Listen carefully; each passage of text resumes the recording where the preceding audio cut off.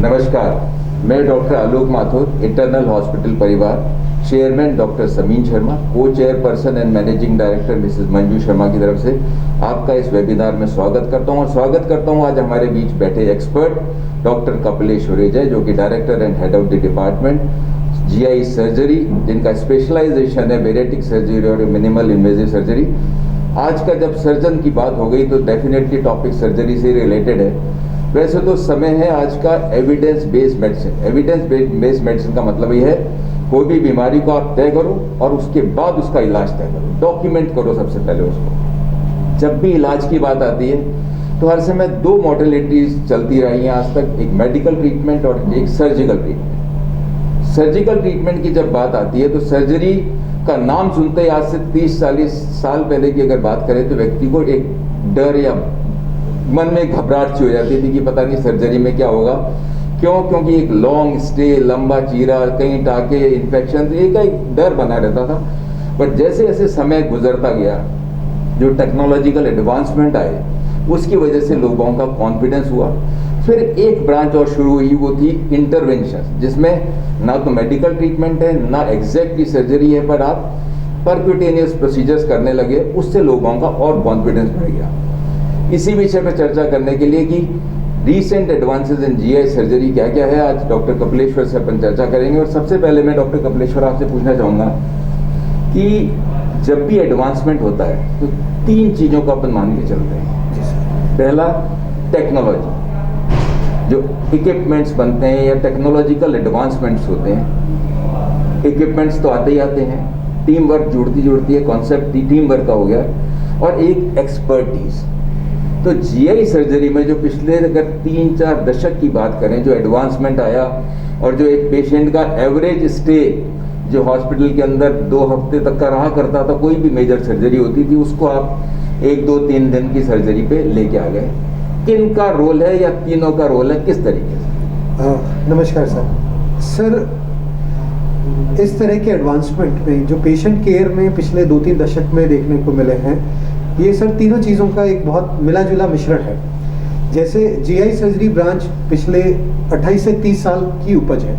ये branch general surgery से separate की गई ताकि पेट की बारे में अलग से अध्ययन कराया जा सके, पेट के बारे में ज़्यादा एक्सपर्टीज दी जा सके, ताकि पेट की बीमारियों के बारे में आपको वहाँ की एनाटॉमी, मतलब आंतरिक संरचना, उसकी फिजियोलॉजी, मतलब काम करने का तरीका, और किस तरह से मरीज के ऑपरेशन को सेफ तरीके से बनाया जाए, उसकी ट्रेनिंग दी जाती है। ये एक अलग से ट्रेनिंग है। ये धीरे धीरे ब्रांच इवॉल्व होते होते इस ब्रांच में जो सर्जिकल एक्सपर्टीज आती गई, धीरे धीरे इसमें लिवर ट्रांसप्लांट भी जुड़ता गया, इसमें मिनिमल इन्वेजिव सर्जरी, मतलब जो दूरबीन द्वारा, और जैसा आपने जिक्र किया इंटरवेंशन का, intervention, endoscopy, minimal invasive surgery and surgery, her patient के ट्रीटमेंट में जहाँ जिस तरह की ज़रूरत होती है वो चीज़ें एक साथ और एक के बाद एक जुड़ती चली गई, और उन सब से मिलकर पेशेंट के आउटकम में बहुत फ़ायदा आने लगा।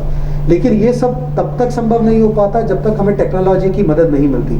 बहुत सारे टेक्नोलॉजिकल एडवांसमेंट ऐसे हुए हैं पिछले कुछ समय में, जिससे हमें मरीज़ के आउटकम को जज करने में, उनकी रिकवरी को फास्ट करने में बहुत ज़्यादा मदद मिलने लगी है। डॉक्टर कपिलेश्वर, जब भी कोई चेंज होता है ट्रीटमेंट के अंदर या टेक्नोलॉजिकल एडवांसमेंट होता है तो अपना एम 2 रहते हैं। पहली चीज़ कि मिनिमल साइड इफेक्ट्स हों या मिनिमल कॉम्प्लिकेशंस हो, क्योंकि आपके तो सर्जिकल तो कॉम्प्लिकेशंस ज़्यादा होते हैं। सेकेंडली, स्टे कम रहे। थर्डली, रिहेबिलिटेशन पार्ट जो है पेशेंट का जल्दी से जल्दी हो। तो ये जितने भी चेंज हुए, खास तौर पे जैसे आपने जब बात की लेप्रोस्कोप वर्ड से लोगों का इतना कॉन्फिडेंस हो गया है कि लोग आजकल कैटरेक्ट की सर्जरी कराने जाते हैं तो भी ये कहते हैं लोगों को कि मेरे लेप्रोस्कोप से कर देना। मतलब लेप्रोस्कोप वर्ड लोगों के इतना घुस गया कि भले जीआई में आप यूज करते हो और या वहाँ होता है, पर हर जगह वो मान के चलते हैं कि छोटे से रास्ते से गए और सर्जरी कर दी। तो ये जो तीनों चीज़ों के अंदर चेंज आया, वो लेप्रोस्कोप से कितना फर्क पड़ा इस पर? सर, लेप्रोस्कोपी जो वर्ड है वो 2 शब्दों से मिलकर बना है। लेप्रा मतलब पेट और स्कोपी मतलब दूरबीन। शुरू में सर, जब पुराने समय में, आज से करीब 30 साल पहले की हम बात करें, तो एक पित्त की थैली का ऑपरेशन, जो बिल्कुल मामूली ऑपरेशन आज के टाइम पे समझा जाता है, उस ऑपरेशन को एक बहुत बड़ा ऑपरेशन माना जाता था। डिपार्टमेंट के हेड के अलावा उस ऑपरेशन को कोई करता नहीं था। मरीज कम से कम 7 दिन तक बिस्तर से हिल नहीं पाता था। उस समय पे धीरे धीरे लेप्रोस्कोपी का एडवांसमेंट होने लगा, लेप्रोस्कोपी आने लगी, तब लोगों के अंदर बहुत एंजाइटी थी, बहुत चिंताएं थी। उस समय लोग ऐसा कहा करते थे कि पता नहीं ये कैसी पद्धति है, क्या है, इसमें कैसे दिखता होगा, कैसे ऑपरेशन होता होगा। लेकिन जैसे जैसे लेप्रोस्कोपी की लोगों में, खासकर सर्जन्स में अंडरस्टैंडिंग बढ़ती गई, उसकी ट्रेनिंग इम्पार्ट होती गई, तो उसमें सर्जन्स ने ये पाया कि चीरा लगाने की ज़रूरत नहीं थी। जो हमारा विजन है, मतलब हम जो पेट के अंदर देख रहे हैं, वो अपनी आंखों के बनिस्पत लेप्रोस्कोप जो कि 10 गुना बड़ा करके दिखाता है, उसमें एनाटॉमी की, मतलब आंतरिक संरचना की क्लियरिटी दिखने लगी। और जो ऑपरेशन बहुत बड़े करीब 8-10 इंच के चीरे से हुआ करता था, अब वो 3 या 4 छोटे छोटे सूक्ष्म छेदों से संभव होने लगा। इसका फायदा क्या होने लगा? आंतरिक ऑपरेशन तो वही है जो चीरे से होता था, लेकिन जो पेट पे इतना बड़ा चीरा लगता था उसकी कॉम्प्लिकेशंस होती थी, जैसे मरीज सांस नहीं ले पाते थे, मरीज का उठना बैठना मुश्किल होता था, टांके टूटने के बाद हर्निया बनने का खतरा रहता था। वो सब चीज़ जाने लगी। धीरे धीरे इस टेक्नोलॉजी के एडवांसमेंट से ये होने लगा कि जो ऑपरेशन पहले मरीज को 7 दिन तक बिस्तर से नहीं उठने देता था, उस ऑपरेशन को मरीज करा के अगले दिन आराम से छुट्टी पा सकता है और 5 से 7 दिन के अंदर अपने नॉर्मल ऑफिस वर्क तक रिज्यूम कर सकता है। तो ये जो लेप्रोस्कोप स्टार्ट हुआ जी सर, तो लेप्रोस्कोप में भी एडवांसमेंट होने लग गए होंगे, क्योंकि हर चीज के अंदर चेंज होता है। जो आज से 30 साल पहले लेप्रोस्कोपी जो की जाती थी, जिसमें इक्विपमेंट को जो यूज किया जाता था, उसमें और आज के लेप्रोस्कोप जैसे आपने बताया उसमें 10 गुना बढ़िया दिखता है, लोग स्क्रीन पे भी देखते रहते हैं और भी बड़ा उनको दिखने लग जाता है। इसमें कितना चेंज आने लगा? बिल्कुल सर। जो सर फर्स्ट जनरेशन के लेप्रोस्कोपी थे वो ब्लैक एंड वाइट होते थे, मतलब हम सिर्फ 2 ही रंग, काला या सफ़ेद ही देख सकते थे। उसका रेजोल्यूशन इतना नहीं होता था। जैसे हमने टीवी का एडवांसमेंट देखा, जैसे टीवी हमारे पहले बड़े डब्बे जैसे आते थे, फिर वो एलईडी में कन्वर्ट हुए, फिर एलसीडी में कन्वर्ट हुए, फिर एलईडी में कन्वर्ट हुए, और उसके बाद अब 4K। ऐसे ही लेप्रोस्कोपी के भी एडवांसमेंट होते चले गए। आज की तारीख के जो लेप्रोस्कोप आते हैं वो 3D भी है, मतलब आपको 3D विजन भी दिखा सकते हैं। वो 4K मतलब हाई रेजोल्यूशन है। उनका रेजोल्यूशन इतना है कि छोटी छोटी माइनर ब्लड वेसल्स तक आप अप्रिशिएट कर सकते हैं, जो बहुत छोटी ट्विक्स होते हैं, जिनको नॉर्मल अपन अगर नॉर्मल स्कोप से देखें तो भी ना दिखे। उसके साथ ही साथ अभी जो नेक्स्ट जनरेशन लेप्रोस्कोप आने लगे हैं, उनके अंदर और एडिशनल इंफॉर्मेशंस मिलने लगी है। जैसे सर एक इंडोसाइनिन ग्रीन डाई होती है। इंडोसाइनिन ग्रीन डाई बॉडी के अंदर इंजेक्ट की जाती है, उसके लिए एक अलग से लेप्रोस्कोपी सेट आता है। उस सेट के थ्रू आप बॉडी के अंदर वाइटल स्ट्रक्चर्स देख सकते हैं। जैसे आप मान लीजिए मल के रास्ते के कैंसर का ऑपरेशन दूरबीन से कर रहे हैं, जिसको सीए रेक्टम दूरबीन से कर रहे हैं, और आपको पेशाब की नली देखनी है कि पेशाब की नली कहाँ है, वो उसके साथ चिपकी हुई है कि नहीं है। तो इंडोसाइनिन ग्रीन डाई डाली और आपके पास में वो लेप्रोस्कोपी सेट होता है, आप तुरंत देख सकते हैं पूरी लेंथ में यूरेटर। तो आपको वो चोट लगने के बाद पता लगे, उसके बनिस्पत आपको पहले से उसके बारे में पूरा पता है। ऐसे ही आप आंत को काट के उसके जोड़ लगा रहे हैं, आपके मन में संचय है कि इस हिस्से को जिसको हम काट के जोड़ लगा रहे हैं उसमें रक्त का प्रवाह पूरा है कि नहीं है। इंडोसाइनिन उस रक्त के प्रवाह को भी दर्शाता है। रियल टाइम हम देख सकते हैं कि हाँ इस जगह पूरा सही रक्त का प्रवाह आ रहा है कि नहीं आ रहा है। ऐसे ही पित्त की नली को डिफरेंशिएट करने में पित्त की थैली से अगर बहुत ज़्यादा सूजन है, आप नहीं देख पा रहे हैं नॉर्मल केस में, लेकिन अगर आपके पास इंडोसाइनिन ग्रीन कैमरा और डाई अवेलेबल है तो आप उसको रियल टाइम मॉनिटर कर सकते हैं। इन सब एडवांसमेंट की वजह से जो कॉम्प्लिकेशंस के इंसिडेंट्स कई बार ज़्यादा सुनाई देते थे कि लेप्रोस्कोपी से लोगों के मन में डर होता था कि ये चोट लगने का संचय ज़्यादा हो जाएगा, वो चीज़ें धीरे धीरे धीरे धीरे कम होती जा रही है। क्यों? क्योंकि आपके पास और एडवांस चीज़ें आने लगी है। ये जैसे आप जब भी सर्जरी करते हैं तो उसमें ओटी इक्विपमेंट्स, एनेस्थीसिया के अंदर जो डेवलपमेंट हुए हैं, चाहे वो और सूचर मटेरियल्स, इसमें जो चेंजेस पहले तो होता था कि टांके लगेंगे फिर आदमी जाएगा टांके हटवाने के लिए, पर आजकल इसमें भी आपके बड़े एडवांसमेंट हो गए कि सूचर्स के अंदर चेंजेस आने लग गए। जो ओटी के अंदर जैसे आज ब्रेन सर्जरी है, ऑर्थोपेडिक सर्जरी है, जो जिसको नेविगेशन के हिसाब से लोग चलते हैं, चाहे वो वहाँ पे एमआरआई के इक्विपमेंट में देखें, कोई से भी इक्विपमेंट में, वो आप बताएंगे। जीआई के अंदर ओटी के इक्विपमेंट्स के अंदर भी कोई चेंज आया, या इट इज़ द लेप्रोस्कोप और जो आप इंस्ट्रूमेंट इस्तेमाल करते हैं, या कोई एडिशनल चीज़ें भी होने लगी?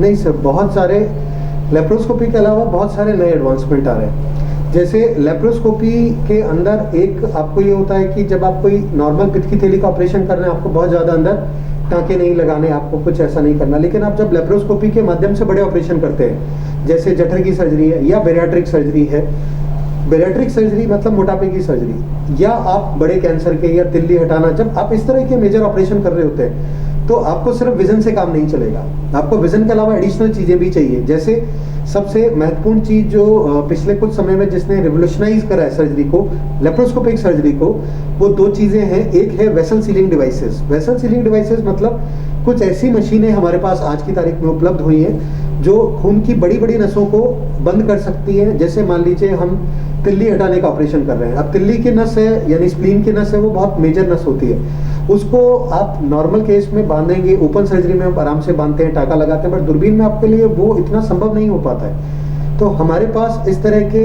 एनर्जी सोर्सेज हैं जो उन खून की नसों को प्रॉपर सील कर सकते हैं और हमें एक सिक्योर फीलिंग दे सकते हैं कि पोस्ट ऑपरेटिव इनमें ब्लीडिंग का यानी रक्तस्राव का खतरा बिल्कुल नगण्य है। दूसरा, जैसे आंतों के जोड़ लगाने हैं तो उसके लिए आपके पास में हाथ से अगर आप सूचर करना चाहें लेप्रोस्कोपी की, वो संभव है, लेकिन वो बहुत ज़्यादा टाइम कंज्यूमिंग प्रोसेस होगा, बहुत समय लगेगा, मरीज इतनी देर एनेस्थीसिया में रहेगा, और उसमें उस समय को बचाने के लिए स्टेपलिंग डिवाइसेस आ गई हैं। स्टेपलिंग डिवाइसेस मतलब वो जठर के यानी आंत के हिस्सों को जोड़ना और डिवाइड करना, वो दोनों एक साथ करती है और वो मल्टीपल लेयर्स में होती है, जिससे हमें और ज़्यादा सिक्योर सूचरिंग मिलती है। मोटापे का ऑपरेशन को अगर हम आज की तारीख में इतना सफल सुरक्षित बना पाएंगे तो उसमें सबसे ज़्यादा रोल प्ले करता है स्टेपलिंग डिवाइसेस, क्योंकि उसी की मदद से आप पूरे जठर को काट के आराम से स्टिच कर पाते हो। उसके अलावा पुराने टाइम पे बहुत सारे ऐसे ऑपरेशंस होते थे जिसमें हमें जैसे मल के मार्ग का कैंसर ऐसा जो निचले हिस्से में होता था, उसमें हमें हमेशा मरीज को परमानेंट यानी लाता उम्र एक लैट्रिन का रास्ता पेट में बनाना पड़ता था। लेकिन जैसे जैसे स्टेपलिंग डिवाइसेस के एडवांसमेंट हुए, उन एडवांसमेंट से हम उन जगहों पे भी अब स्टिचिंग कर पाते हैं जहाँ पे पहले ह्यूमन हैंड से स्टिचिंग करना इम्पॉसिबल होता था। डॉक्टर कपिलेश्वर, वैसे तो एब्डोमेन को हर समय एक मैजिक बॉक्स के तरीके से माना गया, और पहले के अगर ज़माने की बात करें तो बहुत सारे पेशेंट्स ऐसे होते थे जिनको आप थिएटर में लेके जाते थे, सर्जन लेके जाता था और फिर बाहर आके कहता था कि जी साहब हमने खोल के देखा और इसके अंदर तो इसको आगे ऑपरेट नहीं कर सकते। आज क्योंकि इतने इन्वेस्टिगेशंस हैं, चाहे वो सीटी हो, चाहे एमआरआई हो, चाहे एंडोस्कोपिक प्रोसीजर्स हो, मतलब एक डॉक्यूमेंटेशन होता है किसी भी बीमारी का, और ये भी तय हो जाता है कि ये सर्जरी इस तरीके से की जाएगी। ये जो लेप्रोस्कोप जो अपना यूज़ होने लगा, क्योंकि ये भी कहते हैं कि हैंडलिंग ऑफ द टिश्यू जितना कम हो उतने आपकी कॉम्प्लिकेशंस भी कम हो। बिल्कुल। इससे handling of the tissue, bleeding, या जो एक जैसे आपने बताया कि विजन आपका बिल्कुल क्लियर हो जाता है, उसकी अगर टेक्निकली साइंटिफिकली पहले और आज की कॉम्प्लिकेशन रेट के अंदर फर्क देखें, कितना मेजर डिफरेंस आ गया है? बिल्कुल सर, पुराने समय में हमेशा जो उद्देश्य होते थे वो उद्देश्य होते थे कि ऑपरेशन सक्सेसफुल। धीरे धीरे वो चीज़ें चेंज होती गई। अब फोकस है कॉम्प्लिकेशन रेट्स कम से कम हो और बीमारी के दोबारा होने का इंसिडेंस कम से कम, मतलब रिकरेंस और कॉम्प्लिकेशन। आज के टाइम में किसी भी ऑर्गेनाइजेशन या किसी भी सर्जिकल यूनिट के रिजल्ट्स को असेस करने का बेस्ट तरीका होता है मॉर्बिडिटी, मतलब कॉम्प्लिकेशंस कितनी हुई, हॉस्पिटल स्टे कितना है। अगर मरीज बहुत ज़्यादा हॉस्पिटल में रुक रहा है, बहुत ज़्यादा समय उसको रुकना पड़ रहा है नॉर्मल बीमारी के लिए, वो एक असेसमेंट का तरीका है जो हमें ये गाइड करता है कि नहीं, ये ट्रीटमेंट प्रोटोकॉल में अगर पेशेंट पहले से फिट नहीं है तो ये ट्रीटमेंट प्रोटोकॉल में कहीं ब्रीच है। अगर पेशेंट की कोई पहले से प्री एग्जिस्टिंग, मान लीजिए पेशेंट आया तो ऑपरेशन के लिए, नॉर्मल ऑपरेशन के लिए, लेकिन उसको एडिशनल प्रॉब्लम्स है, जैसे उसका चेस्ट ठीक नहीं है, उसके कार्डिक फंक्शन सही नहीं है, डायबिटीज़ है, वो चीज़ें हमारे कंट्रोल में नहीं है। हम उनको पूरी तरह से ऑप्टिमाइज करने की कोशिश करके इलाज करने की कोशिश करते हैं। लेकिन अगर ये चीज़ें नहीं है, एक हेल्दी इंडिविजुअल में देखा जाए तो hospital stay, complications, morbidity and recurrence, ये एक सर्जिकल यूनिट के ऑडिट का एसेंशियल पार्ट हो गए हैं। ये आप मान के चलते हैं कि अब मॉर्टेलिटी तो भूल जाओ, अब तो मॉर्बिडिटी को आपने बिल्कुल कम कर दिया कि जिस तरीके से जो फ्यूचर है आदमी का, उसके अंदर उसको बिल्कुल नॉर्मल लाइफ जल्दी से जल्दी उसमें आना शुरू कर दो। अगर ओवरऑल जीआई सर्जरी, क्योंकि पब्लिक को तो अपनी कॉमन प्रॉब्लम से ज़्यादा लेना देना है, ऑल्दो आज की तारीख में अंदर बेरेटिक सर्जरी या ओबेसिटी भी एक मेजर प्रॉब्लम्स के अंदर आ चुकी है। गॉल ब्लैडर एंड हर्निया, ये दो ऐसी चीज़ें हैं जो कि बहुत ज़्यादा कॉमन रूप में देखी जाती हैं। गॉल ब्लैडर का आपने बता ही दिया कि किस तरीके से, हर्निया के अंदर क्या क्या एडवांसमेंट हुए हैं, क्योंकि हर्निया भी बहुत कॉमन प्रॉब्लम है और रिकरेंस हर्निया की पहले तो बहुत देखी जाती थी। आदमी एक बार सर्जरी करा कर आता था तो सोचता था दोबारा तो करानी पड़ेगी। जी सर, बिल्कुल। आज उसमें कितना एडवांसमेंट हुआ और क्या चीज में चेंज आया? सर, हर्निया बेसिकली आम पब्लिक जो हर्निया से वाकिफ है वो बाहरी हर्निया है, जिनको मेडिकल भाषा में एक्सटर्नल हर्निया बोलते हैं। लेकिन हर्निया का स्पेक्ट्रम उससे काफ़ी बड़ा है। इंटरनल हर्निया भी एक टर्म होती है जो शरीर के अंदर होते हैं, जैसे डायफ्राम के अंदर छेद है, हाइटस के पास में छेद है, हाइटस हर्निया। ये भी कॉमन प्रॉब्लम है जिसे पब्लिक रूबरू तो होती है लेकिन उसके इलाज से वाकिफ नहीं होती है। सर, अगर हम मतलब बाहरी हर्निया या जो एक्सटर्नल हर्नियाज हैं, जैसे commonly inguinal hernia, umbilical hernia या इंसिजनल हर्निया जो प्रीवियस प्रोसीजर के बाद होते हैं, अगर हम उनके बारे में बात करें तो इन हर्नियाज के ट्रीटमेंट में बहुत रिवोल्यूशनाइज चेंजेस आए हैं। जो पेट की दीवार यानी एब्डोमिनल वॉल की एनाटॉमी बहुत ज़्यादा क्लियर हुई है। मल्टीपल प्रोसीजर ऐसे डेवलप हुए हैं जो कॉम्प्लेक्स से कॉम्प्लेक्स हर्निया को एक बहुत बेटर आउटकम दे सकते हैं। साथ ही साथ हमारी लेप्रोस्कोपी ने चीज़ों को चेंज किया है, जैसे inguinal hernia, umbilical hernia, incisional hernia जिनमें बड़े बड़े चीरे लगा के आपको करने पड़ते थे, अब वो की होल सर्जरी से बहुत सारे केसेस में, मैं ऐसा तो नहीं कहूँगा कि हर केस में संभव है, लेकिन मोर देन 90% केसेस में ये चीज़ें दूरबीन से होना संभव होने लगी है। इसके साथ ही साथ एक हमारी जो मैशेज आती थी पुराने ज़माने में, मैशेज मतलब एक जाली जिसे हम बोलते हैं, वो उपलब्ध नहीं होती थी, इसलिए हर्निया की रिकरेंस रेट बहुत हाई होती थी। आज के समय में जितने हर्निया रिपेयर होते हैं एडल्ट्स में, मतलब बड़े लोगों में, उनमें सब में जाली लगाई जाती है, बशर्ते कोई जाली लगाने की कॉन्ट्रा इंडिकेशन ना हो, मतलब कोई ऐसी प्री एग्जिस्टिंग कंडीशन जिसमें हम जाली लगा ना सकते हो। वरना जाली लगाने से हमारे आज के समय में जो रिकरेंस रेट पुराने ज़माने में 10% से ज़्यादा हुआ करते थे, वो अब घट के 0.1% तक आ गए। ये जो हाई रिस्क सर्जरीज मानी जाती है, और पहले ही होता था कि कोई भी बुजुर्ग भी जाता था या कार्डियक पेशेंट है, डायबिटिक पेशेंट है, ऑल तो थोड़ी बहुत रिस्क तो आज की तारीख में भी रहती है। इसमें कितना फर्क आया, कितना कॉन्फिडेंस आ गया आपको टेक्नोलॉजी की वजह से कि कितनी भी एज हो, किसी भी तरीके की प्रॉब्लम हो, कितनी भी कोमॉर्बिड कंडीशन हो, बट आज आपको लगता है कि ये जो सर्जिकल प्रोसीजर्स या टेक्नोलॉजी है ये सेफ है? सर, जैसा आपने कहा कि आज की तारीख में भी बहुत सारी चीज़ें ऐसी हैं जो हमारे कंट्रोल में नहीं है। मेडिकल इलनेसेस कई बार इतनी सिग्निफिकेंट होती है कि in spite of all the efforts we cannot deliver the best of the outcome. But definitely sir, पिछले कुछ समय में जिन पेशेंट्स को पहले पुराने ज़माने में सिर्फ ये कह के छोड़ दिया जाता था कि नहीं, इनको सर्जरी नहीं कर सकते, कुछ भी हो जाए, भले ही उनको सर्जरी की बहुत ज़रूरत हो, उनके लिए एसेंशियल पार्ट हो, तो भी उनको रिफ्यूज़ कर दिया जाता था। आजकल एनेस्थीसिया के advancement, better pain relief, better overall supportive treatment आज मल्टी स्पेशलिटी हॉस्पिटल जैसे कि इटर्नल हॉस्पिटल या कोई दूसरा हॉस्पिटल भी हो, हमारे पास इतने बैकअप अवेलेबल हैं। आज की डेट में हमारे साथ फिजिशियंस हो गए जो हमारे पेशेंट्स की मैनेजमेंट में एक इंटीग्रल रोल प्ले करते हैं, कार्डियोलॉजिस्ट हैं, एंडोक्राइनोलॉजिस्ट हैं, एनेस्थेटिस्ट हैं। तो एक एज ए टीम अप्रोच हम पेशेंट्स को, जिनको प्रीवियसली डिस्कार्ड कर दिया जाता था ये कह के कि आपकी सर्जरी कर पाना बिल्कुल भी संभव नहीं है, उनमें से भी बहुत ज़्यादा हद तक मरीजों को हम सेफली ऑपरेट कर पाते हैं। डेफिनेटली उनमें रिस्क हाई होता है, इसीलिए multi disciplinary team, multiple doctors involve होकर एज ए टीम काम करते हैं ताकि हम पेशेंट को बेस्ट से बेस्ट आउटकम डिलीवर कर सकें। डॉक्टर कपिलेश्वर, जो जैसे कार्डियोलॉजी के अंदर कार्डियोलॉजिस्ट घुस गए कार्डियक सर्जन्स के वर्क के अंदर, ऐसे आपके गैस्ट्रो डिपार्टमेंट जो है, जो गैस्ट्रोएंटरोलॉजिस्ट है, उनके हाथ में भी मिल गया उनको एंडोस्कोप, और उनका एम रहने लगा कि एंडोस्कोपिकली जितनी चीज़ें ठीक हो जाए वो बेटर है। तो ऐसी कौन कौन सी चीज़ें हैं जिसके अंदर आपको लगता है कि जो गैस्ट्रोएंटरोलॉजिस्ट के साथ आपको अगर काम करना पड़े, ऐसी कौन कौन सी चीज़ें हैं जिसके अंदर एक टीम अप्रोच के अंदर भी आप काम करते हैं, या बिल्कुल सेग्रीगेटेड है, उनका काम बिल्कुल अलग है, ऐसा कोई प्रोसीजर ही नहीं है जिसमें आपको दोनों को इन्वॉल्व होना पड़े? नहीं सर, एक जैसा मैंने कहा टीम अप्रोच, आपने भी उस चीज़ पे बहुत एम्फेसिस दिया। सर, अभी एम हर डॉक्टर का, हर क्लिनिशियन का बेस्ट पेशेंट आउटकम है, और उसके लिए जहाँ पे टीम की ज़रूरत है वहाँ पे टीम की ज़रूरत है। Gastro medicine, gastro surgery segregate नहीं हो सकते सर, वो एक साथ ही चलेंगे, क्योंकि बहुत सारी चीज़ें, बहुत सारी बीमारियाँ ऐसी होती है जिसमें एक दूसरे का कोऑर्डिनेशन ट्रीटमेंट प्रोटोकॉल में साथ साथ चाहिए। बहुत सारे ऐसे एरियाज होते हैं जहाँ पे वो हमें सर्जरी से पहले हेल्प करते हैं, बहुत सारे एरियाज ऐसे होते हैं जहाँ पे हम उनको प्रोसीजर के बाद हेल्प करते हैं। ऐसा कभी नहीं हो सकता कि उनको आप एब्सोल्यूट सेपरेट करके चलें।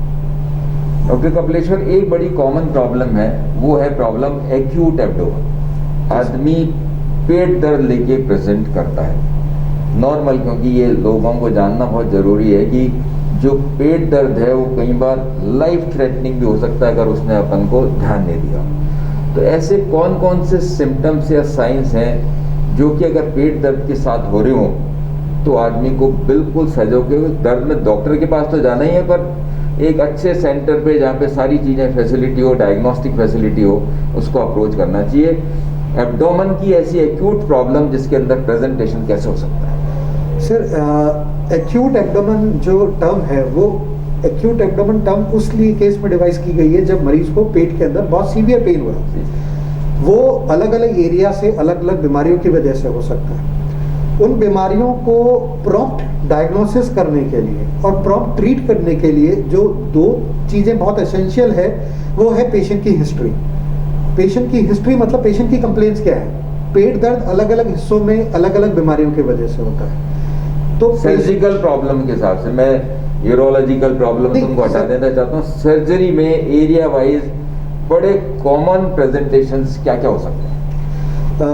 सर देखिए, इंटेस्टाइन और जीआई ट्रैक्ट से रिलेटेड अगर हम बात करें तो एक्यूट एब्डोमेन एक बहुत वास्ट वैरायटी का स्पेक्ट्रम लगता है सर, जिसमें नॉर्मल एक अपेंडिक्स की सूजन से लेके आंत का काला पड़ना तक कंप्लीट स्पेक्ट्रम आ सकता है। उस केसेस में जो प्रेजेंटेशन है वो एरिया डिजीज के हिसाब से थोड़ा हमें गाइड करता है, हेल्प करता है। इसीलिए पेशेंट जो हिस्ट्री हमें प्रेजेंट करते हैं, जिस तरह की कंप्लेंट बताते हैं, उस कंप्लेंट को सबसे पहले प्रॉपर असेस करना, पेशेंट को फिजिकली एग्जामिन करना कि पेशेंट के फिजिकल पैरामीटर्स क्या हैं, मतलब जैसे उनकी हार्ट रेट कैसी चल रही है, पेट उनका कैसा है, फूला हुआ है, गैस पास हो रही है कि नहीं हो रही।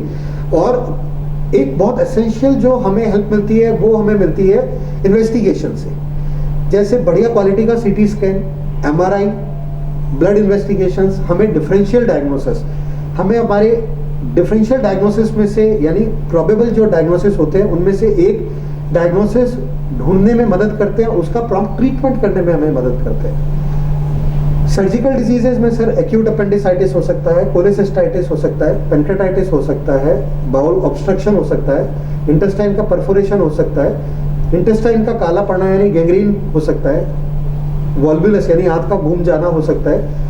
ये सब वेराइटीज एक्यूट एब्डोमेन में आती है और इन सब में एक चीज कॉमन होती है, पेशेंट को सिग्निफिकेंट पेन होता है। अगर किसी भी पेशेंट को सिग्निफिकेंट पेन परसिस्ट कर रहा है more than few hours, 2-3 hours, और वो उसको रिलीफ नहीं मिल रहा है नॉर्मल हाउस होल्ड रेमेडी से, देन पेशेंट को कभी भी डिले नहीं करनी चाहिए। अच्छे सेंटर पे पहुंच के उनको बेटर केयर और टाइमली डायग्नोसिस मिलकर प्रॉपर इलाज हो सकता है। ये सारी बातें पूछने का उद्देश्य केवल एक ही है, वो ये है कि कभी भी पेट दर्द को हल्के में ना लें। उसका स्पेक्ट्रम जैसे डॉक्टर कपिलेश्वर ने बताया, मतलब मामूली से दर्द से लेके आंत फटने तक, जो कि लाइफ थ्रेटनिंग कंडीशन भी हो सकती है, वहाँ तक हो सकता है। तो एक नॉर्मल अपने घर में जब होता है कि बहुत तेज दर्द हुआ और अपने घरेलू अपन ने इलाज ले लिए, किसी डॉक्टर को अपन ने दिखाया नहीं, फिर दोबारा जब आप गए तो पता चला उसके कॉम्प्लिकेशन हो सके।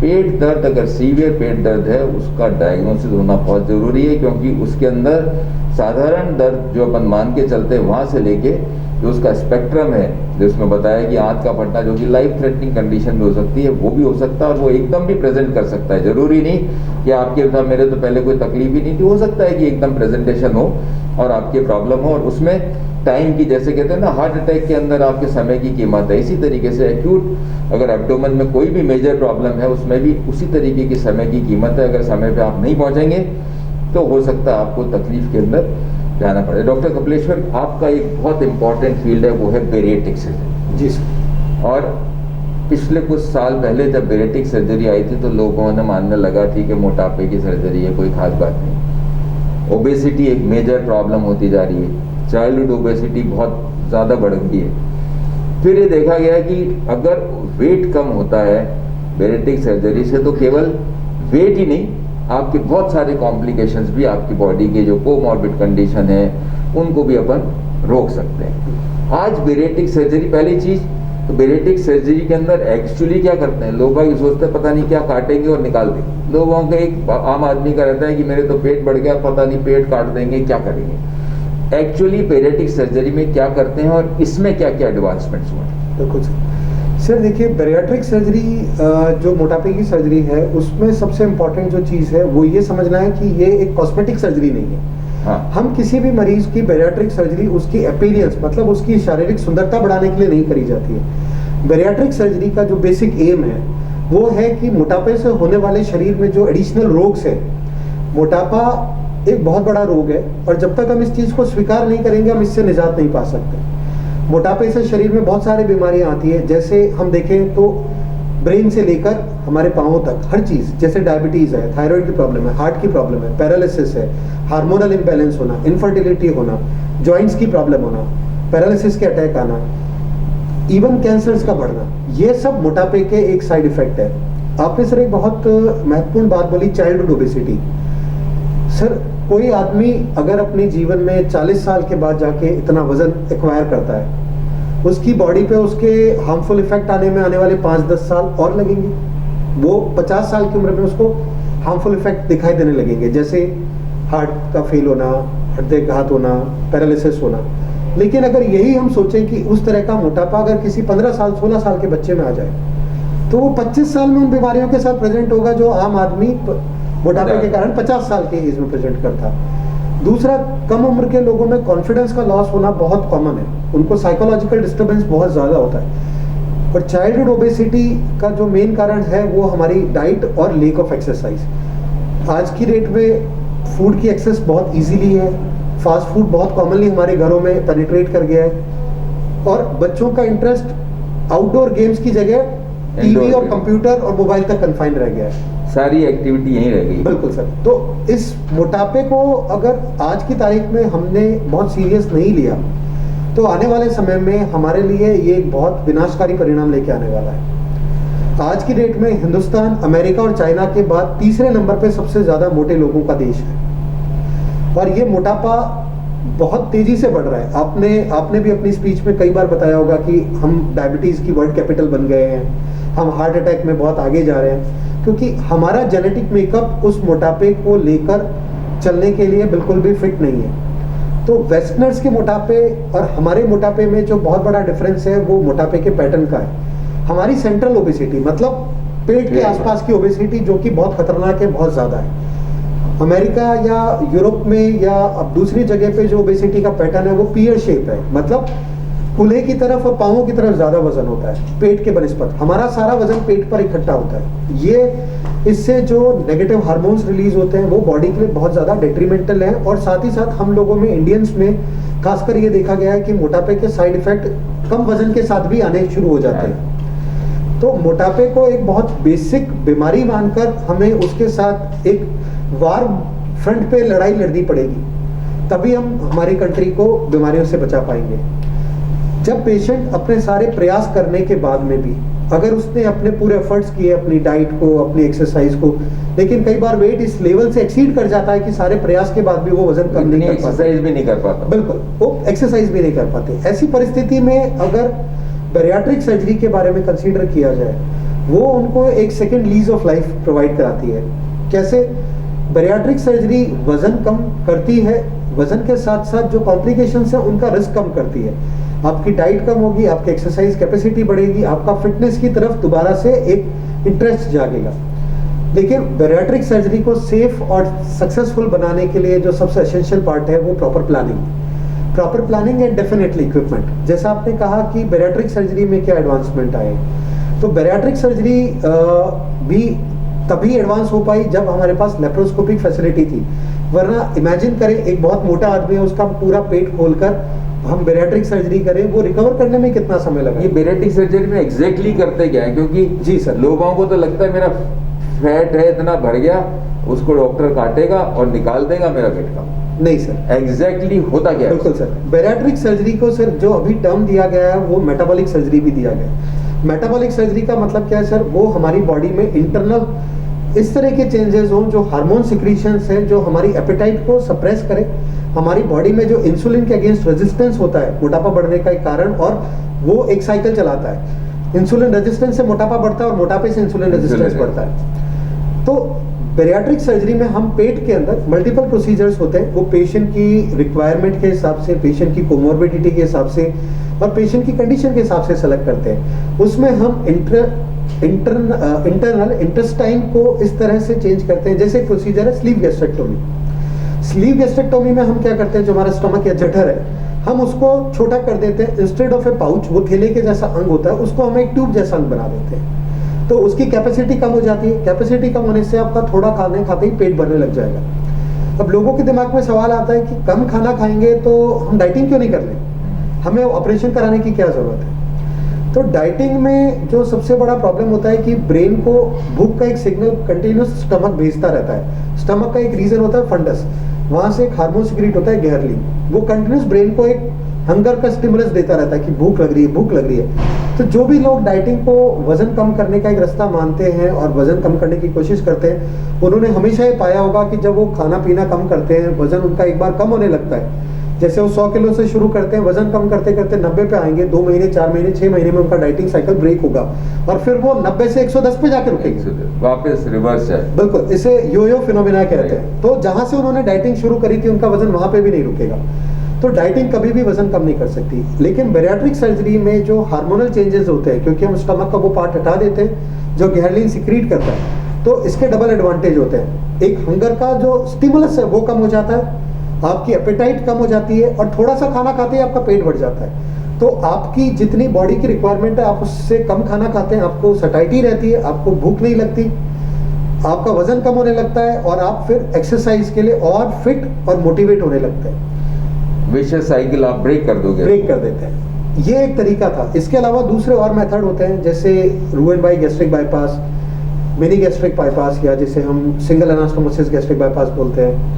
इसके अलावा ड्यूडेनल स्विच, ये सब प्रोसीजर अंदर हार्मोनल चेंजेस को इम्प्लाई करते हैं। बैरिएट्रिक सर्जरी में कहीं पे भी कोई फैट नहीं हटाया जाता है। बहुत ही इंपॉर्टेंट बात डॉक्टर कपिलेश्वर आपने कही कि जो मन में लोगों को भ्रम है कि मेरा फैट हट जाएगा, ऐसा कुछ नहीं है। क्योंकि जो पहले एक टेक्नोलॉजी आई थी जो कि लाइपोसक्शन था, नाम भी उसके वर्ड में ऐसा था कि जैसे उसको फैट को उसने सक कर दिया, तो लोगों को लगता था कि बैरिएट्रिक सर्जरी में भी इस तरीके का। पर अभी भी मन में लोगों को एक भ्रम तो है, वो ये है कि बैरिएट्रिक सर्जरी के बाद क्योंकि मेरे को न्यूट्रिशन नहीं जाएगा, मेरे पता नहीं आगे कोई डेफिशिएंसीज या कॉम्प्लिकेशन तो नहीं हो। तो जो भी आपका पोस्ट बैरिएट्रिक सर्जरी जो पेशेंट होता है, क्या उसको कोई लाइफ लॉन्ग सप्लीमेंट देना पड़ता है या वो अपनी नॉर्मल विथ, डेफिनेटली आपने बताया कि डाइट, क्योंकि उसकी सैटाइटी जो है वो सेंटर्स पे उसका इफेक्ट पड़ता है, तो उसकी एपिटाइट भी कम हो जाती है, तो उससे कोई लॉन्ग टर्म डेफिशिएंसीज तो नहीं होती? सर, एज इंडियन डाइट, हमारी इंडियन डाइट में बहुत अनहेल्दी प्रैक्टिसेस हैं। हम जितने न्यूट्रिशंस हैं उनको पहले ही बंद कर देते हैं। हम गैस पे चढ़ाकर पालक भी खाएंगे तो पूरा उसको मतलब जलाकर सड़ाकर, हाँ, उसका न्यूट्रिशन तो हम कहीं खाते ही नहीं है। एज ए वेजिटेरियन डाइट हमारा न्यूट्रिशन ओवरऑल इंडियंस का बहुत पुअर है। इसीलिए जो पेशेंट बैरिएट्रिक सर्जरी के लिए ऑप्ट करते हैं, हम उनको एक बहुत इंपॉर्टेंट रिकमेंडेशन देते हैं कि आपको हेल्दी लाइफस्टाइल अडॉप्ट करनी है, एक रेगुलर फॉलोअप में रहना है। सर, रेगुलर फॉलोअप के 2 एडवांटेज हैं। पहला एडवांटेज तो ये है कि अगर कोई न्यूट्रिशनल डेफिशिएंसी हो रही है तो उसे पकड़ा जा सके। दूसरा एडवांटेज ये है कि पेशेंट अगर रेगुलर फॉलोअप में आ रहा है तो वो वेट गेन की साइकिल पे दोबारा चढ़े उससे पहले हम उसे उतार सकते हैं। लाइफस्टाइल उसको वापस बिल्कुल। अगर आज पेशेंट बैरिएट्रिक सर्जरी करा के चला गया, उसका वजन कम हो गया, वो हैप्पी है, उसने खाने पीने की चीज़ों को, एक्सरसाइज को फॉलो करना बंद कर दिया, और फिर वो 5 साल बाद मशीन पे खड़ा होता है, कहता है मेरा वजन तो पहले जितना ही हो गया, बैरिएट्रिक सर्जरी फेल हो गई। बैरिएट्रिक सर्जरी फेल नहीं हुई सर, उस पेशेंट की जो सबसे इंपॉर्टेंट साइकोलॉजी थी वो साइकोलॉजी ब्रेक नहीं हुई। दूसरा, अगर पेशेंट रेगुलर फॉलोअप में आ रहा है, जैसे पहले साल हम 3 से 4 बार बुलाते हैं, दूसरे साल से हम साल में 1 से 2 बार बुलाते हैं, उसके बाद साल में 1 बार, अगर वो साल में 1 बार आ जाता तो थोड़ा सा वेट गेन होते ही हम उसको वहीं पे पकड़ सकते थे कि देखो आपकी डाइट में गड़बड़ हो रही है, आपकी एक्सरसाइज में गड़बड़ हो रही है। क्योंकि इवेंचुअली हमें सबसे इंपॉर्टेंट जो समझने वाली बात है वो है कि बैरिएट्रिक सर्जरी कोई मैजिक पिल नहीं है। हमारा वजन बढ़ने का कारण है हमारी लाइफस्टाइल और डाइट। अब लोगों के मन में एक बहुत कॉमन सा ये होता है कि डाइट तो हम कम ही खाते हैं, 2 रोटी खाते हैं। इन जनरल पब्लिक हमेशा आके कहती है मैं तो 2 ही चपाती खाता हूँ, फिर मेरा वजन क्यों बढ़ गया? देखिए, 2 चपाती खाना या 4 चपाती खाना वो महत्वपूर्ण नहीं है। महत्वपूर्ण ये है कि हमारे शरीर को जरूरत कितनी है और हम उसके अनुपात में कितना खाना, बर्नआउट कितना कर रहे हो। बिल्कुल, अगर हमारे शरीर को जरूरत 1 चपाती की और हम 2 खा रहे हैं, इसका मतलब हम दुगनी खुराक खा रहे हैं, तो वजन तो बढ़ेगा ही। तो बैरिएट्रिक सर्जरी के बाद लाइफ लॉन्ग ऐसा नहीं है कि आपको सप्लीमेंट लेने की जरूरत है या आपको न्यूट्रिशनल डेफिशिएंसी होगी ही होगी। यस, कुछ पेशेंट्स को हो सकती है, इसीलिए विजिलेंट रहने के लिए हम उनको रेगुलर फॉलोअप में बुलाते हैं। इसीलिए मैंने जैसे आपको बताया कि पहले साल में हम उनको ज़्यादा बुलाते हैं, क्योंकि पहले साल में उनको रिस्क थोड़ा ज़्यादा होता है। हम उनके रेगुलर फॉलोअप में विटामिन के और इनके टेस्ट कराते हैं। अगर कहीं पे भी हमें डेफिशिएंसी लगती है तो थोड़े टाइम के लिए हम उनको सप्लीमेंट प्रोवाइड कराते हैं। मतलब इसमें डाइटिशियन का रेगुलर फॉलोअप का बहुत ज़्यादा इंपॉर्टेंट रोल है। बिल्कुल सर। एक और आपकी स्पेशलिटी है और आज का ये कॉन्सेप्ट बन गया, जैसे लैप्रोस्कोपिक सर्जरी बना, इधर दूसरे के अंदर परक्यूटेनियस प्रोसीजर्स बने, इंटरवेंशन बने, फिर कॉन्सेप्ट शुरू हुआ मिनिमल इन्वेजिव सर्जरी का। ये मिनिमल इन्वेजिव कहते हैं ना कि छोटे चीरे से हम ऑपरेशन कर देंगे, ये वर्ड बड़ा कॉमन हो गया आजकल। बिल्कुल। और मरीज को भी सुनने में बहुत अच्छा लगता है कि भाई मेरे तो छोटा सा ही चीरा लगेगा। ये मिनिमल इन्वेजिव सर्जरी क्या चीज़ होती है? सर, मिनिमली इन्वेजिव सर्जरी का मतलब होता है कि कम से कम शरीर को चोट पहुंचाए, ट्रॉमा दिए हुए कोई प्रोसीजर सक्सेस किया जा सके। लेप्रोस्कोपिक सर्जरी उसका एक पार्ट है। उसके अलावा हैंड पोर्ट आते हैं, जहाँ पे बड़े ट्यूमर के साथ आप डील कर रहे हैं, प्रॉपर लेप्रोस्कोपिकली नहीं हो सकता, तो आप एक छोटा चीरा लगा के उसमें एक हैंड पोर्ट होता है जिससे आप अपना हाथ डाल के उसको मैनिपुलेट कर सकते हैं। मिनिमली इन्वेजिव में इंटरवेंशन रेडियोलॉजिस्ट रोल प्ले करते हैं। उसके बाद और सुपर एडवांसमेंट में रोबोटिक सर्जरी और ऐड हो गई है, जहाँ पे हमारे पास लेप्रोस्कोपिक सर्जरी की जो लिमिटेशंस थी, लेप्रोस्कोपी में जो इंस्ट्रूमेंट थे वो रिजिड इंस्ट्रूमेंट होते थे, वो एक डायरेक्शन में ही मूव कर सकते थे, आगे पीछे ऊपर नीचे। रोबोटिक आर्म्स आर्टिकुलेटेड आर्म्स होती है। आर्टिकुलेटेड मतलब उनमें मल्टीपल जॉइंट्स होते हैं, आप उनको हर डायरेक्शन में मूव करा सकते हैं। लेकिन रोबोटिक हर केस में जरूरी नहीं है। कुछ पर्टिकुलर केसेस हैं जहां पे रोबोटिक ने डेफिनेटली एडवांसमेंट किए हैं, पेशेंट आउटकम को बेटर किया है। बट हर जगह रोबोटिक, अब जैसे आज की बात हम करें, गॉल ब्लैडर को करना है तो रोबोटिक से करें या लेप्रोस्कोपी से करें, आउटकम सेम है, लेकिन कॉस्ट का डिफरेंस ह्यूज है, बहुत ज़्यादा है। रोबोटिक तो डेफिनेटली बहुत एक्सपेंसिव, बहुत ज़्यादा एक्सपेंसिव। रोबोटिक सर्जरी का जो मेजर एडवांटेज है वो पेल्विस के अंदर, जैसे प्रोस्टेट की सर्जरी में, रेक्टम की सर्जरी में, ईसोफेगस की सर्जरी में डेफिनेटली रोबोट का एडवांटेज है और लेप्रोस्कोपी। बाकी सारे एरियाज में laparoscopy is as good as robotic. एक चीज़ और पूछना चाहूँगा, क्योंकि आपका फील्ड है जीआई सर्जरी, और जब भी किसी के मैलिग्नेंसी होती है तो उसको लगता है कि मैं ऑन्को सर्जन के पास जाऊँ, तो जीआई सर्जरी का further super specialisation onco surgery है या जीआई सर्जन भी ऑन्को सर्जरी करता है? सर, जैसा मैंने आपको शुरू में बताया था कि जीआई सर्जरी एक ब्रांच अलग हुई थी एब्डोमेन की अंडरस्टैंडिंग को बढ़ाने के लिए। जीआई सर्जन और रिफाइन, जीआई सर्जरी और रिफाइन हुई लिवर ट्रांसप्लांट के इनकॉर्पोरेट होने से।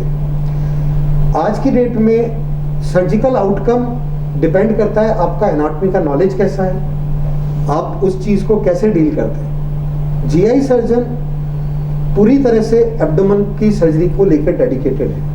एब्डोमेन की सर्जरी चाहे वो कैंसर से रिलेटेड हो चाहे नॉन कैंसरस हो, GI surgeons are train to deal with that in a way जहां पे वो पेशेंट को बेस्ट आउटकम डिलीवर कर सके। जिस सारी तरीके की प्रॉब्लम हो, चाहे वो मैलिग्नेंसी हो, चाहे सिर्फ पेट से संबंधित, ये बिल्कुल क्लियर है कि इट इज ऐसा नहीं है कि वो गले का भी कर रहे हैं, पाँव का भी कर रहे हैं, हाथ का भी कर रहे हैं। जनरल सर्जन का जो अप्रोच होती थी उसके अंदर चेंजेस आ गए। एक आपने बात की लिवर ट्रांसप्लांट की, और बहुत सालों से देखें तो लोगों में किडनी ट्रांसप्लांट को लेके तो बहुत कॉन्फिडेंस आ चुका था, और इतने लोगों का फॉलोअप भी हो गया, लोगों को गया किडनी ट्रांसप्लांट बहुत ईजी है।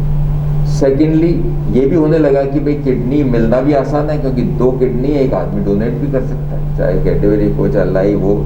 2 किडनी होने की वजह से उसको लगता है चलो मेरे पास एक स्टैंड बाय अरेंजमेंट है, कोई दिक्कत की बात नहीं है। पर जब भी लिवर ट्रांसप्लांट की बात आती है तो लगता है लिवर तो मेरा एक ही है, बिल्कुल। और एक लीवर को अगर मैं दूसरे को दे दूंगा तो फिर कैसे काम चलेगा? बिल्कुल सर। ये मन में आदमी के एक बिल्कुल सर। भय सा रहता है। तो पहली चीज, लीवर ट्रांसप्लांट क्या होता है?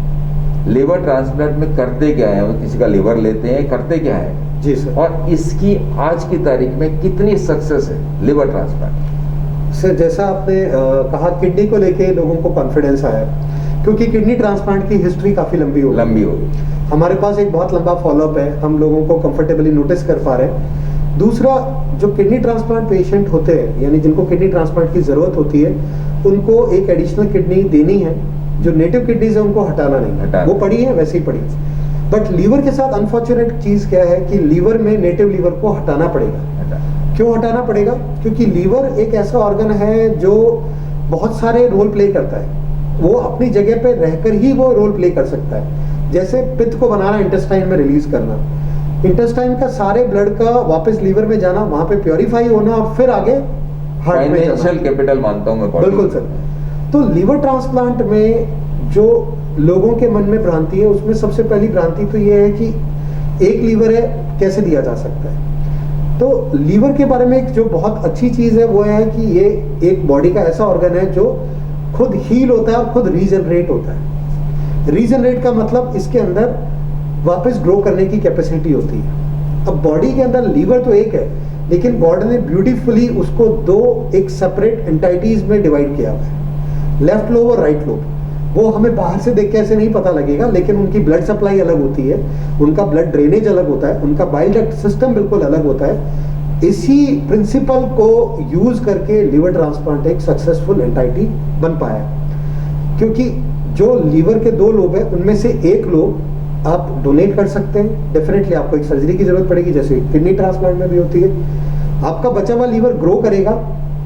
ग्रो करेगा का मतलब ये नहीं है कि आपका मान लीजिए राइट लोब किसी पेशेंट का लिया है तो उसके अंदर वापस दो लोब बन जाएंगे और फिर तीसरी सर्जरी के लिए मरीज तैयार हो जाएगा। वो लोब अपने साइज में बड़ा हो जाएगा, साइज में बड़ा होके वो कंपनसेट होके बड़ा होके पेशेंट की रिक्वायरमेंट को फुलफिल करेगा, उसको कमी नहीं होने देगा।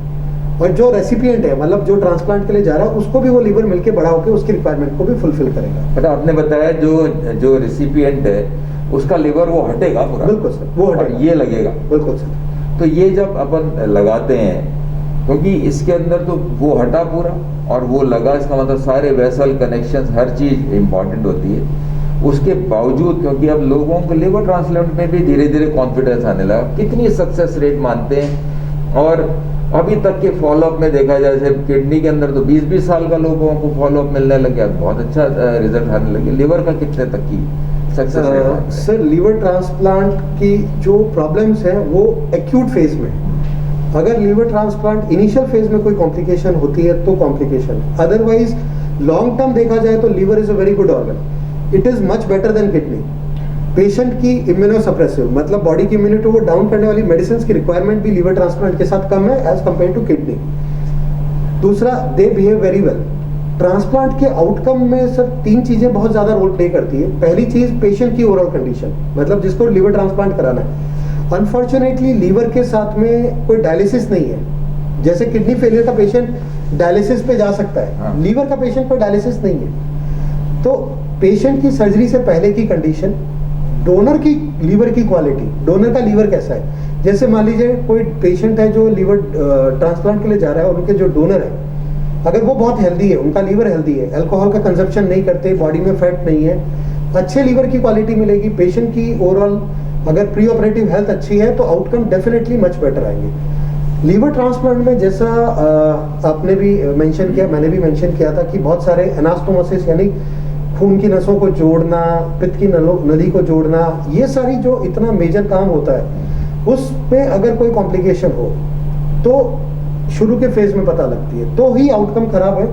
एक बार वो फेज निकल गया तो लिवर ट्रांसप्लांट के आउटकम बहुत बढ़िया है। एक ऑर्गन बहुत इंपॉर्टेंट है जो कि नॉर्मली व्यक्ति को पता नहीं होता, वो है पेनक्रियास। बिल्कुल सर। और पेनक्रियाटिक मैलिग्नेंसी या पेनक्रियाटिक प्रॉब्लम, चाहे वो सिंपल पेनक्रियाटाइटिस ही क्यों नहीं हो, ये कहा जाता है अगर एक बार पेनक्रियाटाइटिस हो जाए तो और क्रॉनिक हो जाए तो वो हार्ट अटैक से ज़्यादा तकलीफ देती रहती है आदमी को, बार बार प्रॉब्लम लेके आती है। पेनक्रियाटिक सर्जरी के अंदर कोई एडवांसमेंट हुए हैं यहाँ तक कि, क्योंकि पेनक्रियास को डायबिटीज से तो सभी को पता है कि रिलेटेड है, उसके अंदर काफ़ी ज़्यादा रिसर्च चलती रही, चाहे वो स्टेम सेल्स हुए, जो इसमें क्या क्या एडवांसमेंट हुए इन शॉर्ट?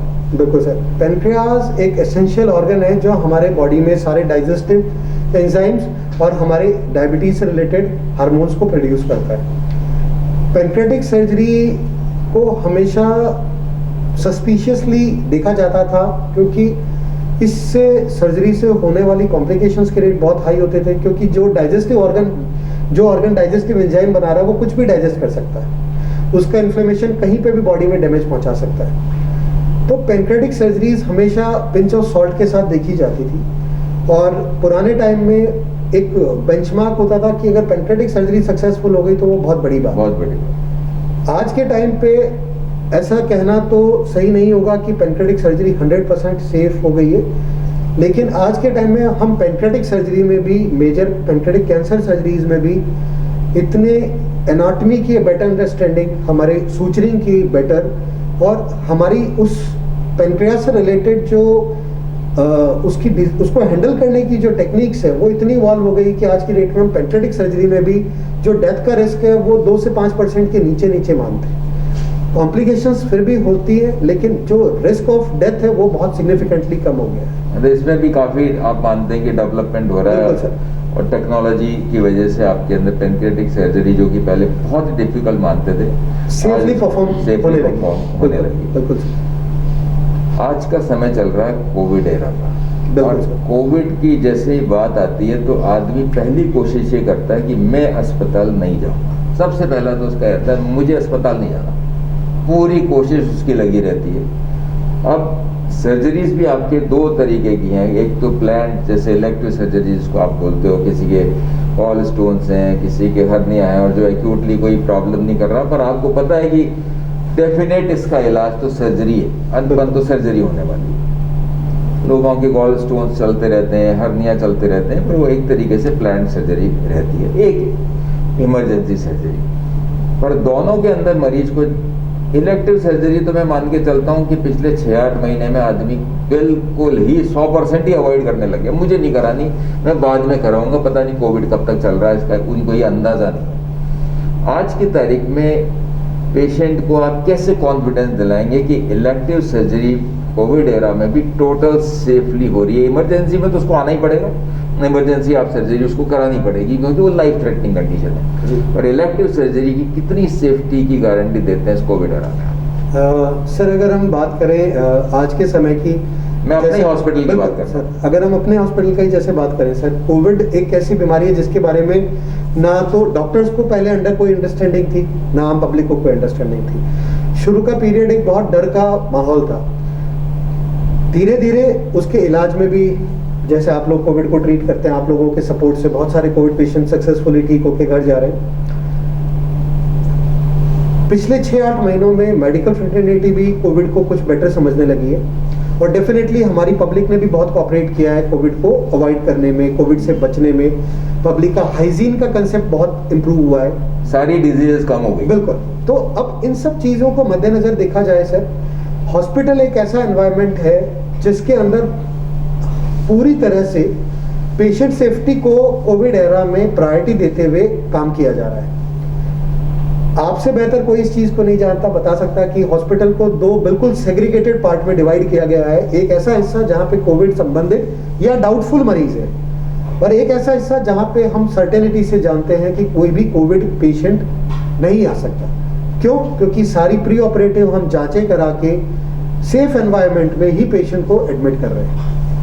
उसका एक सबसे बड़ा एडवांटेज ये है कि जो हमारा प्रीवियस सर्जिकल वर्क था, जो कोविड एरा से पहले था, वो आज भी उतनी ही सेफ्टी से परफॉर्म किया जा रहा है जितना हम पहले करते थे। बस हम थोड़े विजिलेंट ज़्यादा हो गए पेशेंट केयर को लेकर, पेशेंट हाइजीन को लेकर, और यही चीज़ पब्लिक भी फॉलो कर रही है। उसका सबसे बड़ा फायदा जो मिला है वो ये है कि hospital is, I believe, rather more safe place as compare to normal market और एनी पब्लिक प्लेस। उससे हॉस्पिटल ज़्यादा सेफ। बिल्कुल सर। कोई भी पेशेंट इलेक्टिव सर्जरी के लिए आता है, वैसे तो साधारण से टेस्ट हुआ करते हैं, चाहे वो हेपेटाइटिस बी का हो, चाहे HIV, जो अपन वायरल मार्कर्स किसी भी पेशेंट को कराया करते हैं। कोविड भी एक वायरल इन्फेक्शन है, बिल्कुल सर। उसका भी टेस्ट होने और लगा ये है। कब जाएगा हम में से कोई कोई भी नहीं जानता। जानता। जैसे स्वाइन फ्लू था, कोविड का ही एक भाई है, हाँ, हमारे कंट्री में एंटर हुआ, आज तक स्वाइन फ्लू चल रहा है, शायद। पूरी तरह से खत्म वो नहीं हुआ। हम कोरोना के बारे में नहीं जानते हाँ। कि क्या होगा, लेकिन डेफिनेटली हमारी अंडरस्टैंडिंग इस चीज को लेके बढ़ी है, हमारी केयर इस चीज को लेके बढ़ी है, तो पेशेंट सेफ्टी को कंसीडर करते हुए इन सब चीजों को उतना ही विजिलेंटली ध्यान रख रहे हैं जितना हम, जैसा आपने बताया HIV को, Yes. HBS को ध्यान रख रहे हैं, वैसे इन कोविड का भी ध्यान रख रहे हैं। जो पेशेंट इलेक्टिव सर्जरी का था आज से 6 महीने पहले या आज की तारीख के अंदर इलेक्टिव सर्जरी है, आपको नहीं लगता कि अगर वो समय निकाले जाएगा तो वो आपको इमरजेंसी सर्जरी या कॉम्प्लिकेटेड सर्जरी तक पहुंच सकता है? खास तौर पे जो 2 मैंने आपको कॉमन प्रॉब्लम्स बताई, चाहे वो गॉल ब्लैडर स्टोन्स हो, चाहे वो हर्निया हो, बिल्कुल सर। आपको लगता है कि अगर इसमें आदमी केवल इस चीज को लेके डिले करे जाएगा तो उसके आउटकम, हर्निया का साइज बढ़ता है तो नेचुरली उसकी प्रॉब्लम ज़्यादा बढ़ जाती है, या गॉल ब्लैडर के अंदर अगर कोई कॉम्प्लिकेशन लेके आएगा तो जो इलेक्टिव 100% सेफ था उसकी सेफ्टी के अंदर 5-10% का फर्क आने लग जाएगा? बिल्कुल क्या सर। मानते हैं आप? सर आपने बहुत सही बात कही थी। जिस डिजीज को सर्जिकली ट्रीट किया जा सकता है वो आज भी सर्जिकली होगी, आज के 6 महीने बाद भी सर्जिकली होगी और 5 साल बाद भी सर्जिकली होगी। मतलब मेडिकल कोई उसका इलाज नहीं है। उस डिजीज को हम जितना अपने साथ रखते हैं उतना हम एक पोटेंशियल रिस्क बढ़ाते हैं उससे एसोसिएटेड कॉम्प्लिकेशन का। सेकंड, जैसे जैसे हमारी एज बढ़ती है हमारी बॉडी की हीलिंग कैपेसिटीज कम होती है। आज गॉल ब्लैडर है, एक नॉर्मल गॉल ब्लैडर स्टोन है, उसको अगर हम सर्जरी के लिए एडमिट करते हैं, हम कोरोना की जांच करा के सब कुछ वर्कअप करके जिस दिन एडमिट करते हैं उसी दिन ऑपरेट करते हैं और अधिकतर मरीज अगले दिन छुट्टी चले जाते हैं। लेकिन अगर यही गॉल ब्लैडर के अंदर पस पड़ जाए, गॉल ब्लैडर खराब हो जाए, सड़ जाए, उसमें परफोरेशन हो जाए या उससे स्टोन नीचे CBD में जाके पेनक्रियाज में सूजन कर दे, जॉन्डिस कर दे, उस सर्कमस्टेंस में पेशेंट को इमरजेंसी हॉस्पिटल आना पड़ेगा और उस दौरान उसका हॉस्पिटल स्टे कई बार 5-7 दिन या उससे ज्यादा भी हो सकता है। तो जो काम हम अगर उसको पेशेंसली आराम से प्लान करते 1 या 2 दिन में छुट्टी होती, वो 5-7 दिन या उससे ज्यादा पे भी जा सकता है। मैं ऐसा नहीं कहूंगा कि हर पेशेंट को कॉम्प्लिकेशन होगी, लेकिन जिसको होगी उसके साथ परेशानी ज्यादा खड़ी होगी और किसके साथ होगी ये कोई प्रेडिक्ट नहीं कर सकता। बट डेफिनेटली क्योंकि कॉम्प्लिकेशंस होते ही हैं, जितना समय निकलेगा तो कॉम्प्लिकेशन होने के रिस्क चांसेस बढ़ेगा। डेफिनेटली। बिल्कुल ऐसे ही हर्निया की स्वेलिंग है, इंटेस्टाइन बाहर आ रही है, अंदर जा रही है, स्वेलिंग रिड्यूस हो रही है, कोई दिक्कत नहीं है। लेकिन अगर उसमें इंटेस्टाइन अटक गई तो उसका ब्लैक होने का रिस्क होता है। इरिड्यूसिबल या ऑब्स्ट्रक्शन के केस में पेशेंट आते हैं तो सर्जरी भी मेजर करनी पड़ती है एंड उसकी रिकवरी भी स्लो होती है। एक और बहुत कॉमन प्रॉब्लम जो कि अपने डिस्कशन में रह गई थी, चाहूँगा संक्षिप्त में उसको भी जिक्र कर ले, वो है पाइल्स। और लोगों के पाइल्स होते हैं क्योंकि पाइल्स से ब्लीडिंग ज़्यादातर पेनलेस होती है, लोग बाग चलते रहते हैं और ख़ास तौर पे इस एरा के अंदर सोचते हैं ठीक है थोड़ी ब्लीडिंग हुई मैं गोली ले लूँगा फिर चलता रहूँगा। पर क्या पाइल्स के अंदर भी इतने कॉम्प्लिकेशन हो जाते हैं कि बाद में तकलीफ हो सकती है, और इसकी सर्जिकल एडवांसमेंट्स क्या है इन शॉर्ट? सर पाइल्स एक डेफिनेटली बहुत कॉमन प्रॉब्लम है और पाइल्स का जो कॉमनेस्ट कारण है वो है मोशन के लिए जोर लगाना, स्ट्रेन करना और कॉन्स्टिपेशन का रहना। क्योंकि जो पाइल्स है वो हमारे एनल कैनाल के अंदर वेसल्स के कुशन है, मतलब खून की नसें हैं। जैसे जैसे जोर लगाते हैं, पॉट पे बहुत देर तक बैठते हैं, हार्ड स्टूल आता है, वो वेसल्स धीरे धीरे बड़ी होकर टीयर होकर ब्लीडिंग करती है। प्रॉब्लम बहुत माइनर है, ट्रीटमेंट बहुत सिंपल है, लेकिन कई बार कॉम्प्लिकेशंस भी होते हैं। जैसे पाइल्स बहुत बड़े हो गए, वो अंदर नहीं जा रहे, फूल के इतने बाहर आ गए कि अब वो सूजन कम ही नहीं हुई। कई बार उसमें ब्लीडिंग कंटिन्यूस होकर हीमोग्लोबिन लेवल बहुत कम कर देती है। और जो सबसे बड़ा भय है सर, मैं पब्लिक को इस चीज़ के बारे में अवेयर करना चाहूँगा, अधिकतर लोग मन में पाइल्स ब्लीडिंग हुई है पाइल्स मान के बैठ जाते हैं। वो आंतों में अल्सर की बीमारी जिसे अल्सरेटिव कोलाइटिस बोलते हैं, वहां से लेकर कैंसर तक कुछ भी हो सकता है। एक मेडिकल कंसल्टेशन इमीडिएट टाइम पे बहुत एसेंशियल है ताकि हम इस चीज को एश्योर हो सके कि ये बीमारी पाइल्स ही है।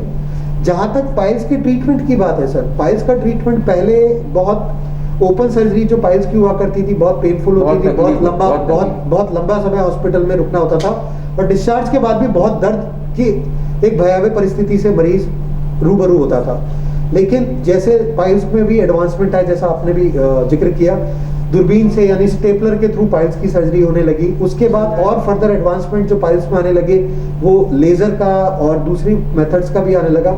साथ ही साथ हर पाइल्स की, जैसा अभी हमारे डिस्कशन में आया था कि मिनिमली इन्वेसिव, तो जरूरी नहीं है कि हर पाइल्स को सर्जरी की जरूरत पड़े। पाइल्स के अंदर स्क्लेरोथेरेपी, मतलब उसमें एक इंजेक्शन लगा के खून की नसों को बंद करा जा सकता है, जो ओपीडी प्रोसीजर है, मरीज को भर्ती होने की भी जरूरत नहीं है। उसके अलावा बैंड लाइगेशन, यानी उसको लाइगेट कर दिया जाए खून की नसों को। इन सब मोडेलिटीज जो डिपेंड करती है कौन सी स्टेज की पाइल्स है, उन सब के वजह से पेशेंट का आउटकम बेटर है। और सबसे बड़ी बात है पेनलेस रिकवरी एंड एक बहुत बड़ा फियर फ्री होना कि और कोई बीमारी तो हम डील नहीं कर रहे, हम ब्लीडिंग को पाइल समझ के बैठे रहे और कोई दूसरी बीमारी शरीर में चलती रहे।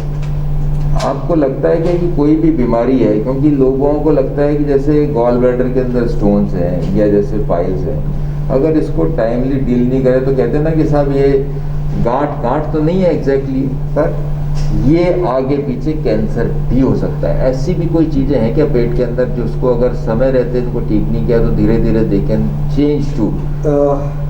सर कुछ कंडीशंस होती है जिनको प्री कैंसरस बोलते हैं, मतलब उनमें कैंसर का पोटेंशियल हो सकता है। जैसे हम बात करें गॉल ब्लैडर में स्टोन से कैंसर नहीं होता, लेकिन कैंसर का एसोसिएशन है स्टोन्स के साथ। स्पेशली जिनकी फैमिली हिस्ट्री हो, जिनको 3 सेंटीमीटर से बड़ा स्टोन हो, गॉल ब्लैडर के अंदर पॉलिप हो जो 1 सेंटीमीटर से बड़ा हो, या एडिशनल बीमारियां जैसे प्राइमरी स्क्लेरोसिस कोलिंजाइटिस या ऐसी कोई बीमारी हो, ऐसे पेशेंट्स में गॉल ब्लैडर कैंसर का रिस्क बढ़ता है। सेम ऐसे ही अगर इंटेस्टाइन में किसी को पॉलिप की बीमारी है, वो पॉलिप से कैंसर होने का इंसिडेंस बढ़ता है। खासकर अगर किसी की फैमिली हिस्ट्री है, colon cancer, stomach cancer, gall bladder cancer, उन सब लोगों को एक बहुत इंपॉर्टेंट पार्ट होता है जिसे हम इंडिया में तो अभी बहुत रेगुलर फॉलो नहीं कर पा रहे, बट विदेशों में होता है जिसे हम बोलते हैं स्क्रीनिंग। जो भी हाई रिस्क में है वो टाइम टू टाइम अपनी जांच कराएं ताकि उनको बीमारी एडवांस स्टेज में जाए उससे पहले पकड़ में आ जाए और शुरुआती स्टेज में उनका सही ट्रीटमेंट हो जाए। डॉक्टर कपिलेश्वर, क्योंकि जब भी इंटेस्टाइनल सर्जरीज करते हो आप, बड़ी जो सर्जरीज हैं उसमें इंटेस्टाइन का काफ़ी बड़ा सारा पार्ट आप निकाल देते हैं। जी सर। इसमें भी कोई आप ट्रांसप्लांट या आर्टिफिशियल इंटेस्टाइन लगाना, कोई ऐसे मटेरियल आने लगे क्या कि जो कि इसको बना के रखें, या कुछ चीज़ें ऐड होने लगी क्या? नहीं सर, इंटेस्टाइन का कोई आर्टिफिशियल ऐसा तो नहीं संभव है, क्योंकि इंटेस्टाइन का जो बहुत एसेंशियल काम है वो है हमारे फूड को डाइजेस्ट करना और एब्जॉर्ब करना।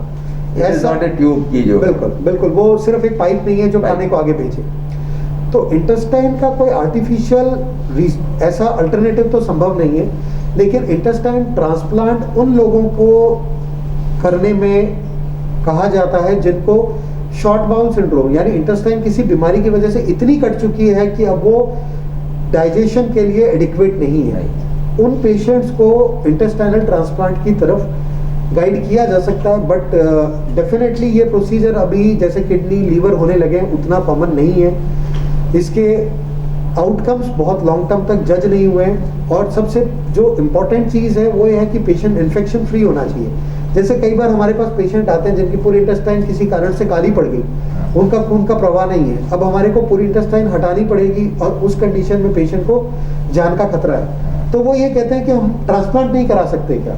तो कोई भी ट्रांसप्लांट कराने के लिए सबसे पहली चीज है कि आपको इन्फेक्शन नहीं होना चाहिए, ऑर्गन अवेलेबल होना चाहिए, और दूसरा जो हमारी इंटेस्टाइन है उसके अंदर लिम्फ के अंदर व्हाइट ब्लड सेल्स की बहुत ज्यादा प्रचुर मात्रा होती है, इसीलिए इसको इम्यूनिटी सप्रेस करने की मेडिसिन बहुत हाई डोज में देना पड़ता है। डेफिनेटली ट्रांसप्लांट, इंटेस्टाइन ट्रांसप्लांट एक फ्यूचर में हो सकने वाली, कॉमन हो सकने वाली चीज हो सकती है, बट अभी यस इतना कॉमनली नहीं होता है। बहुत ही इंपॉर्टेंट बात डॉक्टर कपिलेश्वर विजय ने कही कि पहली चीज़ ये है कि जो टेक्नोलॉजिकल एडवांसमेंट्स आते जा रहे हैं, चाहे वो लैप्रोस्कोपी से हो या और टेक्निक्स की वजह से हो, उससे सर्जरी बिल्कुल सेफ हो गई है। और जिन पेशेंट्स का कहते हैं अगर डेफिनेट ट्रीटमेंट की बात की जाए इस तरीके की प्रॉब्लम्स में, तो वो सर्जरी ही मानी जाती है, क्योंकि कहा जाता है आपने बीमारी को निकाल के ही बाहर फेंक दिया।